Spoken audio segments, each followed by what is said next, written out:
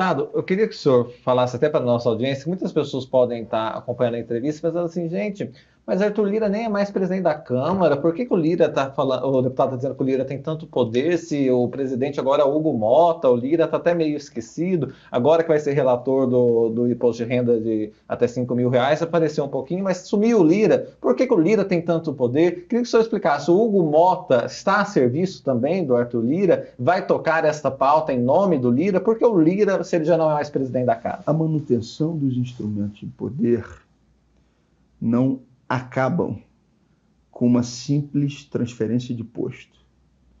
O Lira acumulou poder dentro da Câmara dos Deputados ao longo de muito tempo, inclusive no que diz respeito às suas relações. Eu vou além, não é só o Lira. Hoje, Eduardo Cunha não é deputado federal, mas tem poder dentro da Câmara dos Deputados. Articula votações. Sim. Trabalhou e tentou articular a salvação do Chiquinho Brazão. Sim. Então, esse poder está acumulado ao longo do tempo. E o Lira foi o orquestrador de um esquema que é muito poderoso, que é o controle orçamentário e financeiro de um volume de bilhões de reais de emendas. Eu vou preservar o nome da pessoa, porque não pedi autorização para fazê-lo, mas me reuni numa reunião no Rio de Janeiro com alguém que exerceu muitos mandatos de deputado federal e já foi ministro de Estado. Eles queriam ouvir de mim o que estava acontecendo. E ele virou nessa reunião e disse, olha, eu procurei saber, procurei informações. E o centro dessa discussão é a subversão, ou o que está acontecendo a partir de um domínio cada vez mais escancarado do orçamento público. Ele foi quem disse isso. Ele e o Cunha, ou esse interlocutor? Esse interlocutor. Tá. Uhum. Ele foi para saber de mim, a minha opinião na reunião, sim, e ele disse que ele procurou informações, ele já não exerce mais o cargo de deputado federal, nem de ministro, mas que procurou informações e, na avaliação dele, é o que está acontecendo. São 50 bilhões de reais de emendas. 200 bilhões de reais que o governo tem para fazer investimentos de maneira livre, construir uma escola, um novo projeto. E o Congresso controla 1/4 disso, 50 bilhões de reais. Lira indicou para o município de Rio Largo, um município de 70 mil habitantes, ou seja, não é um grande município, de emendas parlamentares do orçamento secreto, num período extremamente curto, 90 milhões de reais. Uma única cidade.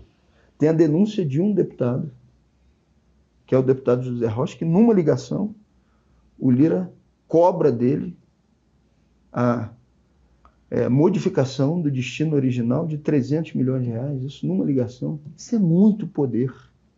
Então, esse poder ele não acaba exclusivamente porque ele saiu da presidência da Câmara.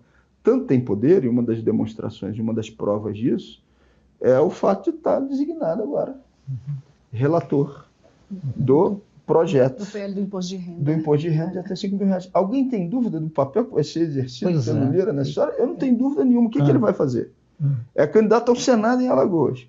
Primeiro, vai tentar dar uma demonstração a determinados setores políticos que conseguiu alcançar algo que seja positivo para as pessoas. Mas não vai parar por aí.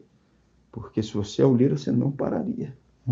Sabe o que ele vai fazer? Ele vai se colocar como interlocutor de setores do mercado para inserir nessa medida algo que seja de interesse, principalmente do sistema financeiro. Eu não tenho dúvida nenhuma que Lira vai se reunir com o BTG Pactual, com André Esteves, para discutir o que pode estar inserido nessa medida. O nome disso é poder. Isso inclusive, casa com o discurso de que é preciso haver medidas compensatórias, como muitos dos parlamentares da direita têm dito em relação a esse projeto. Deputado, me permita fazer um... Você quer falar? Tudo não. Considerando que o senhor é um deputado muito combativo e que, como o senhor bem lembrou, assim, eu queria pegar esse gancho aqui da sua fala, o Lira foi presidente da Câmara num momento que a gente sabe que houve uma fermentação muito grande do poder do Legislativo, tanto que se fala tanto em semipresidencialismo já há alguns anos. Considerando esse cenário de fermentação do poder do Legislativo, o senhor acha que essa indocilidade do Lira e de alguns outros parlamentares que digamos, são seus adversários políticos, com o senhor e diante desse seu processo, dessa representação, isso tem relação? O senhor vê a relação entre essa impaciência ou essa indocilidade desse grupo com a sua atuação política, já que o senhor é um opositor ferrenho, o senhor é um parlamentar que vocaliza uma oposição muito dura a esse tipo de conduta, né, de coisas que o senhor aqui já mencionou, já ilustrou muito bem. O senhor vê relação entre isso? Entre essa dificuldade de alguns atores do campo da direita de lidarem com vozes de oposição e esse movimento de crescimento de poder que o legislativo viveu? Está mais difícil para algumas autoridades do legislativo elas terem que lidar com vozes de oposição? Sem dúvida. Primeiro, eu não considero o Lira um adversário, não. Eu considero inimigo mesmo, né? Assim, sendo bem objetivo. E ele me trata como tal também, apesar de eu ser pequenininho, né? Eu ser uma voz contra ele, mas uma voz que representa um conjunto de pessoas que acompanham o mandato, que apoiam o mandato, e ele não aceita isso. Não aceita. Acumulou poder, e nesse acúmulo de poder, e acho que a tua pergunta já traz a resposta de maneira brilhante, nesse acúmulo de poder, eles não aceitam que você seja parte de algo que não um script pré-estabelecido. Eles querem que você seja só um peão, uma peça de algo que eles já formataram previamente. Eu não topo ser isso. Eu não aceito ser isso. Eu não serei isso. Né?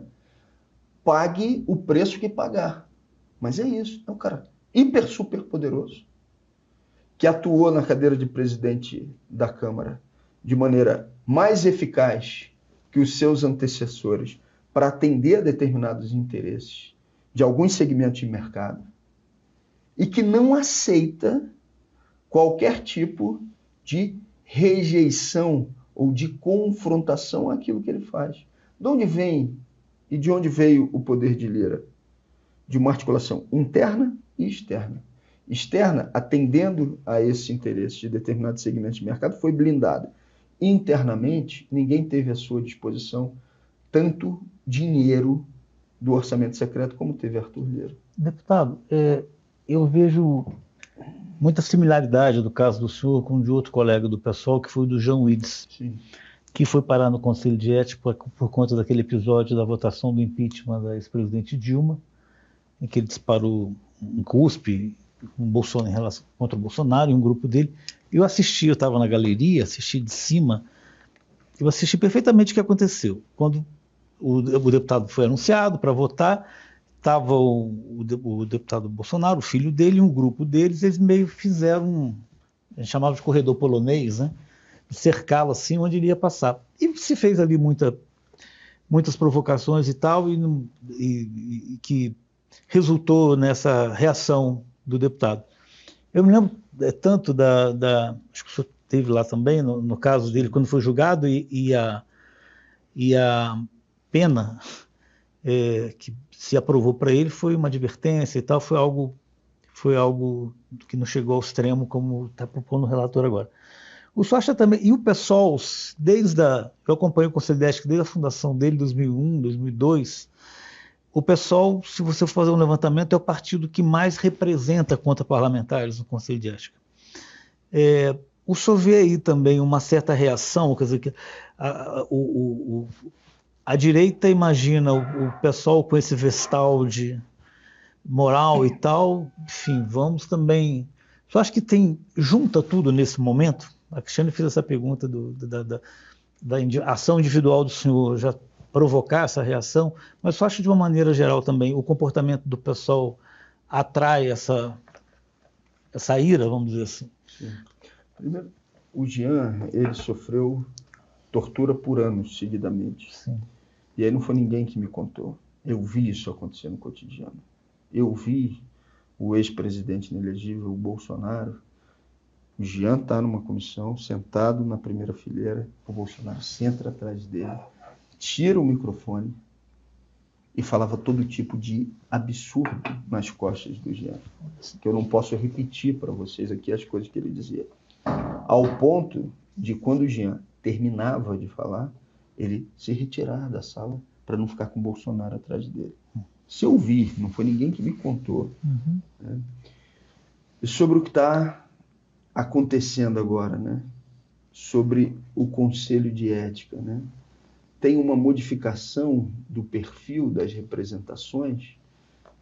Na minha avaliação, tem também, principalmente aquelas que são tocadas pela extrema-direita, porque tem havido, por parte dessa extrema-direita de orientação fascista, toda uma movimentação para diminuir o espaço de liberdades democráticas para a divergência ou de enfrentamento a eles. A extrema-direita, ela é agressiva, ela é dura do ponto de vista político, e esse duro que eu falo é da pior maneira possível. Mas eles não podem ter uma reação de uma força política à esquerda que faça esse enfrentamento e que equilibre esse jogo com eles. Eles querem ter o monopólio da violência, do ataque, e eles querem que a gente fique numa posição sempre defensiva. Quando aparece alguém que diz, não, nós não vamos aceitar isso desse jeito, eles evidentemente tentam calar essa voz, e eles utilizam dos instrumentos que têm para fazer isso. E aí eu não estou falando do meu caso só no Conselho de Ética, e nem estou falando de outros casos no Conselho de Ética. Eu estou falando de representações que têm acontecido, espalhadas pelo Brasil como um todo, em relação a vereadores de esquerda. Num movimento de correio de transmissão desse problema. Isso tem se ampliado em tudo quanto é lugar. O caso do Renato Freitas ficou muito conhecido, né? E além do Renato, vários outros casos estão acontecendo nas mais variadas regiões do Brasil. Sim. Teve um ato de solidariedade a mim em São Paulo, e prioritariamente eram companheiras do pessoal que estavam na mesa. E enquanto elas falavam, eu fui me dando conta de que todas as companheiras que estavam ali na mesa já tinham sofrido representação nos conselhos de ética das respectivas casas legislativas, sejam vereadoras, deputadas estaduais ou federais, todas. Então esse é um processo de intimidação que se acirra a partir dessa tática utilizada pela extrema-direita.